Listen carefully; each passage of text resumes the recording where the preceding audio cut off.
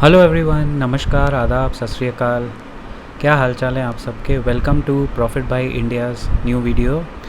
आज primarily we'll talk about all the updates और कुछ ऐसी सिलेक्टेड खबरें जो आपके लिए मैं लेके आता हूँ इस चैनल पे, because I feel all retail investors should be well informed कि क्या हो रहा है बाज़ार में, और वक्त से पहले और उम्मीद से ज़्यादा आपको इन्फॉर्मेशन मिलनी चाहिए ताकि आपका प्रॉफिट भी वक्त से पहले और उम्मीद से ज़्यादा हो। सो LG का ये एक सवाल कल लाइव चैट में भी आया था। LG India has received SEBI का अप्रूवल फॉर अप्रॉक्सीमेटली $2 बिलियन का IPO है, 15,000 करोड़, ठीक ठाक साइज़ है।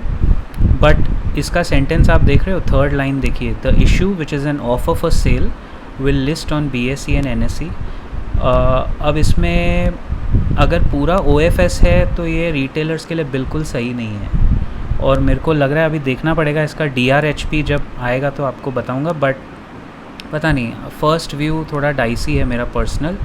OFS ऑफर फॉर सेल में क्या होता है, आप एग्ज़िट दे रहे होते हो आपके इनिशियल इन्वेस्टर्स को, कुछ स्टार्टअप्स में एंजल इन्वेस्टर्स होते हैं उनको।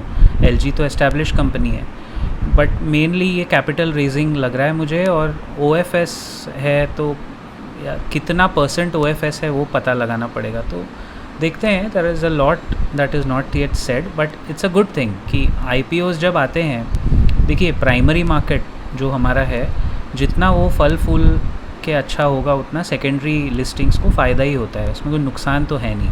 हाँ, ये चीज़ आपको लाइफ में कभी नहीं करनी चाहिए। RBI is the reserve bank of India, reserve भाई ऑफ इंडिया है वो। आज बैंकिंग करना मतलब RBI की गुलामी करने वाली बात है। मैं सीधा सीधा सिंपल बोल रहा हूँ, इसलिए इस तरह की खबरें आई थी। Can you start your own bank? Sure, go for it. RBI आपको इतने रिस्ट्रिक्शंस डालेगा, इतने डिस्क्लोजर्स करने पड़ेंगे आपको कि आपको रियलाइज़ होएगा यार मैं कमाऊँगा क्या और खाऊँगा क्या। So you can read this because it's there. और देखिए लिखा हुआ है 500 करोड़ का कैपिटल चाहिए, तो थैंकफुली ये हमारे रेडार के बाहर है।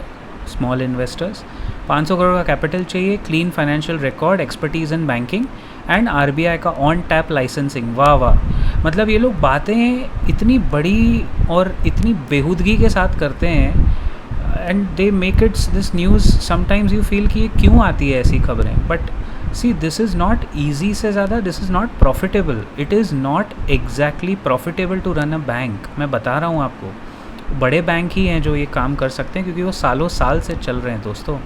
HDFCs, कोटक्स, ICICI, एक्सिस तो अलग, और SBI फॉर गॉड से, क्योंकि SBI अपना सिस्टमिकली इम्पॉर्टेंट बैंक है। सो अमेरिकन मार्केट्स में गिरावट चल रही है, हम लोग आगे के स्लाइड्स में भी देखेंगे। Why did Intel skyrocket today? Because they rehired as the new CEO following the earlier one's ouster. एक पुराने बोर्ड मेंबर है इंटेल के, लिप-बू टैन, उनको उन्होंने CEO बना के हायर किया है। ये भाई साहब ने इंटेल का बोर्ड लास्ट ईयर एग्ज़िट किया था, अब थोड़ा चिप मेकिंग डिफरेंसेस के ऊपर। अच्छा बंदा है। तो देखिए कभी कभी क्या होता है, स्ट्रेटेजिक हायरिंग होती है CEO CFO की, तो स्टॉक भी ऊपर आ जाता है। और वही मैं आपको इस न्यूज़ से बता रहा हूँ कि स्टॉक मार्केट, ये न्यूज़ मैंने इसलिए डाली because stock market is a game of sentiment. एक एग्जांपल देता हूँ, मुझे याद है करीब आज से 2 साल पहले, 2-2.5 साल पहले, somewhere in the month of May 2022 या 23, आई डोंट रिमेंबर एग्जैक्टली, उसी दौरान अगस्त का या कुछ तो ऐसा ही टाइम था, AU बैंक के संजय अग्रवाल जो हैं, उनको RBI ने 3 साल का एक्सटेंशन दे दिया था कि ठीक है तुम रहो CEO। आप बिलीव नहीं करोगे, इस खबर पे अलोन AU बैंक का स्टॉक उस दिन 560s में क्लोज़ हुआ था। उसके एक दिन पहले जब ये खबर आई ओवरनाइट, तो अगले दिन AU बैंक कहाँ जाके रुका, आप would you like to guess? 725। Yes, कम से कम 20-30% ऊपर गया वो 2 दिनों में। तो ये इम्पैक्ट है ऑफ द मैनेजमेंट इंटेग्रिटी। अभी इंडसइंड बैंक का बंदा उन्होंने रिटेन किया 1 साल के लिए, मिस्टर कतपालिया, लेकिन वो स्टॉक तो पिटता ही गया क्योंकि वो भरोसा नहीं है उनके ऊपर। So there is a lot of importance and impetus given to the senior management, जो हमारे किसी भी क्राइटेरिया में आता नहीं है। ना तो वो PE रेशियो है, ना प्राइस टू बुक है, ना अर्निंग्स पर शेयर, कुछ नहीं है। It's just the guy who is been there done that. REC PFC पे नज़र हमें रखनी चाहिए दोस्तों, क्योंकि देखो REC is rural electric corporation, इस कंपनी का 52% हिस्सा PFC के पास है। तो PFC बड़ी कंपनी है, REC को जितना फ़ायदा होगा उतना PFC को होगा। ये दोनों बहनें हैं जो आपस में साथ साथ ग्रो कर रही हैं, तो सिस्टर कंसर्न्स है बेसिकली। सो REC ने 50,000 करोड़ के लोन बुक का एम रखा है, which is very good, and I think stock काफ़ी करेक्ट भी हुआ था ऊपर से। तो एक शॉर्ट स्पाइक आप दोनों में, PFC पे तो मैंने पहले भी अपने मेंबर्स ओनली सेक्शन में भी एक व्यू बताया था, लेकिन ज़रा संभाल के इस वक्त जो भी ट्रेड करेंगे तो वो शॉर्ट टर्म ट्रेड मत कीजिए, थोड़ा टर्म बड़ा रखिए। वैसे भी REC PFC हमारे रेडार में पिछले 3 साल से SIP ग्रेड हैं। जब से ये 100 रुपये के थे दोनों, 100 रुपीज़ के, तब से SIP ग्रेड स्टॉक्स हैं। ट्रेडिंग बेट्स नहीं है एग्जैक्टली, बट कंपनी अच्छा कर रही है तो उसको कवर किया। अनदर बिग न्यूज़, गोल्ड ने टॉप आउट कर लिया है। $3,000 इज़ प्रॉबली इंटरनेशनल मार्केट्स में $3,000 फ़िलहाल के लिए सोने को समझा जाता है कि एक टॉपिंग आउट प्राइस है।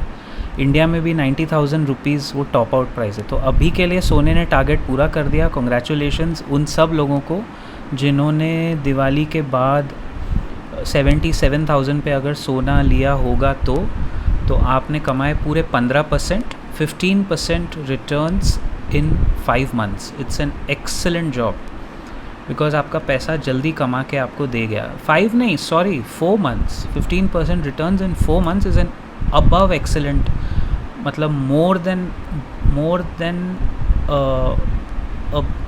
What a basic hedge fund वाला या कोई ग्लोबली 15% साल का भी मिलता है ना, वो बहुत बड़ी बात होती है। 15% आपको 4 महीने में मिला है। And for understanding the impact of Trump, post Trump euphoria settle, तब से हम बोल रहे हैं सोना नीचे गिर रहा है, ऊपर आएगा। तो अभी $3,000 पे एंट्री तो नहीं बनती है दोस्तों, लेकिन आई मीन क्या होगा, थोड़ा वेट करके देखते हैं। यहाँ से फ्रेश एंट्री तो बिल्कुल रिकमेंडेड कभी भी नहीं थी। अगर $2,500 पे किसी भी वजह से अगर गोल्ड $2,500 $2,500 पर आउंस आया, देन वी कैन कंसिडर, लेकिन मुश्किल है अभी, हाल फ़िलहाल तो मुश्किल है इसका, क्योंकि US डॉलर भी नीचे गिर रहा है तो सोना उसी वजह से मजबूत होता है। आप लोग हमेशा याद रखिए, gold and US dollar have an inverse correlation, दोनों इन्वर्सली प्रोपोर्शनल है, एक ऊपर जाएगा तो दूसरा नीचे गिरता है हमेशा। ये देखो, यहाँ बैंक्स पे हमारा भरोसा नहीं है, पब्लिक बैंकों को लेकर रो रही है, और nationwide bank strike confirm हुआ है। एम्प्लॉय की डिमांड्स नहीं मिल रही है जी।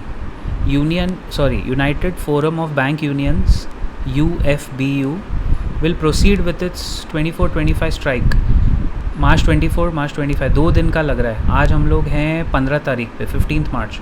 तो मेरी स्ट्रिक्ट आपसे गुजारिश है, जो बैंक रिलेटेड काम है वो अगले हफ्ते में कर लो भाई लोग, बिकॉज़ 5 दिन का स्ट्राइक बोल रहे हैं ये लोग, बहुत बेवकूफ़ी की बात है ये, बट या दैट्स हाउ इट इज़।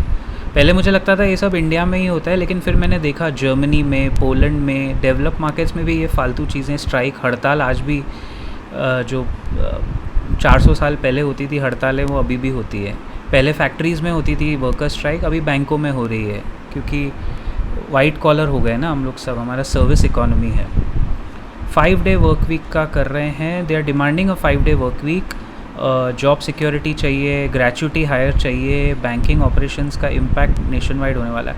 कितना भी प्राइवेट वालों को दे दो, वो पीछे हटेंगे नहीं, स्ट्राइक करके ही रहेंगे। चलो ठीक है, एक्चुअली बैंक एम्प्लॉयज़ के लिए मेरी बहुत रिस्पेक्ट है, क्योंकि कोविड के टाइम ये लोग बेचारे अकेले ऐसे टास्क फोर्स थे along with the medical professionals, doctors वगैरह लगे हुए थे, जो कोविड के टाइम पे भी ऑफिस जा के काम कर रहे थे। तो I have tons of respect. मेरा प्रॉब्लम एम्प्लॉयज़ से नहीं है, उनकी मैनेजमेंट से है, जो बैंकों को ठीक से चला नहीं सकते, और फिर अल्टीमेटली प्रॉब्लम किसको होगा, कस्टमर को ही होगा ना। तो आपके पास एक हफ़्ता है, 17 मार्च टू 21 मार्च, वो 5 दिन है। जो बैंक से काम करना है, वैसे भी मार्च एंडिंग है, आप कर लो, इनका कोई भरोसा नहीं है दोस्तों। हाँ, speaking of the US markets, the blood bath continues guys, अभी भी गिरावट है, और नैस्डैक हालांकि थोड़ा 1% ऊपर बंद हुआ, लेकिन अगर आप देखेंगे तो फ्रॉथ अभी भी है। दोनों का PE रेशियो जब तक थोड़ा नीचे ना आए तब तक गड़बड़ है। डाउ जोन्स, नैस्डैक सब नीचे नीचे नीचे ही बंद हो रहे हैं because of the uncertainty about the tariff war. एक ही चीज़ है मुझे लगता है जो ये यूएस मार्केट को ऊपर लाएगी, अगर अभी 1-2 दिन में अनाउंसमेंट आ गई रशिया यूक्रेन सीज़ फायर, 1 महीने का सीज़ फायर की बातें हो रही है, आई थिंक ग्लोबली सारे मार्केट्स के लिए एक बहुत बड़ा वो बूस्टर शॉट का काम करेगा सीज़ फायर। तो हो सकता है वो हो जाए। Now this is the dollar index जो मैं हमेशा बात करते रहता हूँ ना। डॉलर इंडेक्स कंफ्यूज मत होना, वो यूएस डॉलर का भाव नहीं है। Dollar index is an index of 6 currencies which are weighted against the US dollar.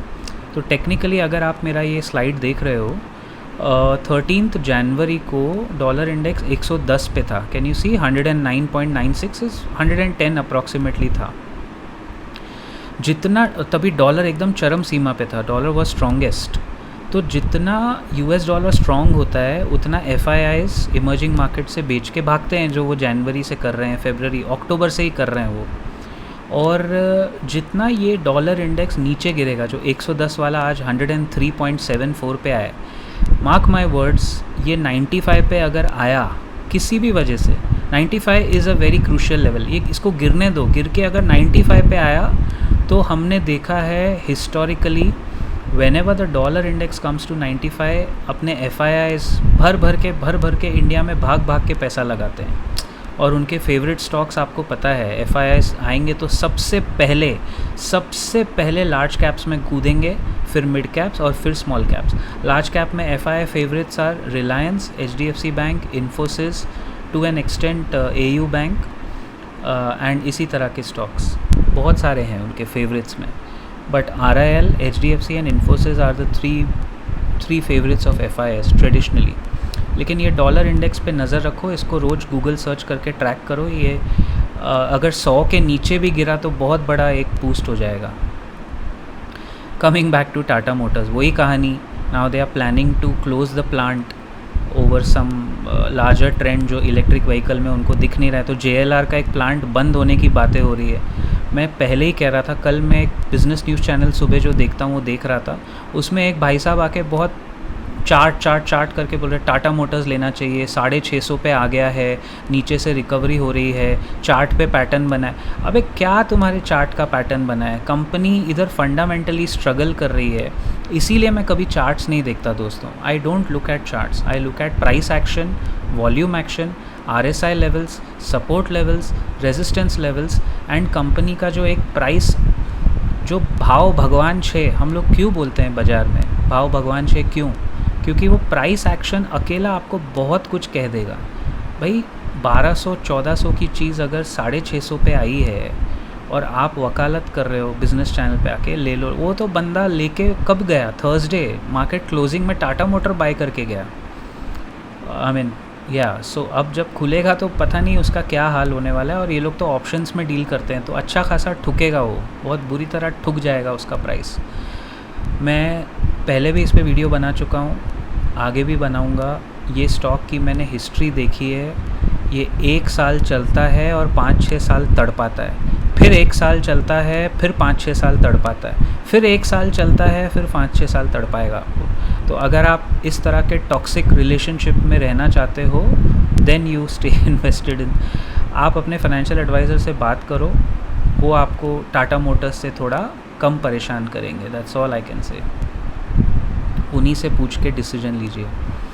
Another good thing for Indian economy is, पता नहीं अभी होपफुली सरकार ने ये टैम्पर नहीं किया हो, the data for retail inflation, ये मैंने खैर कहा था 2 दिन पहले भी, 3.61 आया, विच इज़ वेरी गुड। काफ़ी नीचे आया है, पता नहीं इसमें फूड इन्फ्लेशन कैप्चर नहीं होता है, बट ठीक है। ओवरऑल CPI कम है, तो उस वजह से अभी 9 अप्रैल RBI का जो मीटिंग है बाई मंथली, अगर उसमें आई थिंक मेरे हिसाब से तो 25 नहीं 50 बेसिस पॉइंट्स कट होना चाहिए, बट वो 25 बेसिस पॉइंट तो करेंगे तो बाज़ार को थोड़ा बूस्ट मिलेगा। आई थिंक अप्रैल का महीना हमको बहुत कुछ दिखा जाएगा दोस्तों, क्योंकि Jan-Feb-March के क्वार्टर के रिजल्ट्स आएंगे अप्रैल में। लेट्स होप कि वो slightly better than the last quarter हुए, तो बहुत मज़ा आने वाला है। अप्रैल में रिवाइवल धीमे धीमे शायद शुरू होगा। रिवाइवल पूरा शुरू नहीं भी हुआ, क्योंकि इंडियन मार्केट्स की एक हिस्ट्री रही है, फर्स्ट 6 मंथ्स जून तक वो बहुत तड़पाते हैं यूजुअली हर साल। Like last year was an exception, but usually history ऐसी है कि first half of the year में थोड़ा एकदम एलिफेंट चाल चलते हैं, उसके बाद जुलाई से वो चीते की चाल पकड़ते हैं for the end of the year till दिसंबर। तो अगर अप्रैल मई में एक थोड़ा बूस्ट नहीं भी आया ना, तो भी हम अगर अच्छे नंबर्स आए तो थोड़ा 23,500 या 24,000 के एक रेंज के ऊपर आ जाएंगे। Once we are above this current range of 22,500, then 22,650 का रेजिस्टेंस जब टूटेगा, सारे शॉर्ट्स कवर होंगे, शॉर्ट कवरिंग हावी हो जाएगी और अपने आप निफ्टी 23,500 तक आएगा विद इन 2-3 वीक्स। तो लेट्स होप कि एटलीस्ट हम अभी का रेंज बाय रेंज तोड़ के 1000 पॉइंट ऊपर जाएं। तो वो 1000 पॉइंट की जो रैली है, मिनी रैली, चाहे उसके बाद 23,500 से हम फिर 22,500 पे गिरे, मार्केट है रेंज बाउंड, टाइम करेक्शन हो सकता है, मीन रिवर्जन का टाइम है ये, बट ठीक है, एटलीस्ट 1000 पॉइंट आएगा तो जिसको एग्जिट करना है उसको एग्जिट तो मिल जाएगा ना दोस्तों, वो हिसाब से। So that was about today's video. Do let me know if you like this format. This is a more to the point, more focused explanatory kind of a format, तो let me know if you like it. We will continue with this, और बीच बीच में मेरे दूसरे short form videos भी आपको मिलते ही रहेंगे। आज शाम 9:05 पे हमारा मेंबर्स ओनली लाइव चैट है, तो वो आप ज़रूर देखें, और एक बार हमारा मेंबरशिप ट्राई करके आपको यूट्यूब वाला ज़रूर देखना चाहिए, because we have some very good insights. तो ट्राई करो, 600 रुपये आपका महीने का जाएगा सिल्वर मेंबरशिप में। मैं फ़ोर्स तो आपको बिल्कुल नहीं कर सकता, ट्राई करके देख लो, नहीं पसंद आया अगले महीने कंटिन्यू मत करना। But I think for 600 rupees if you are getting my training program, सारे वीडियोज़, प्लेलिस्ट, तो I think it's not a bad investment. Take care, thank you so much and God bless you all.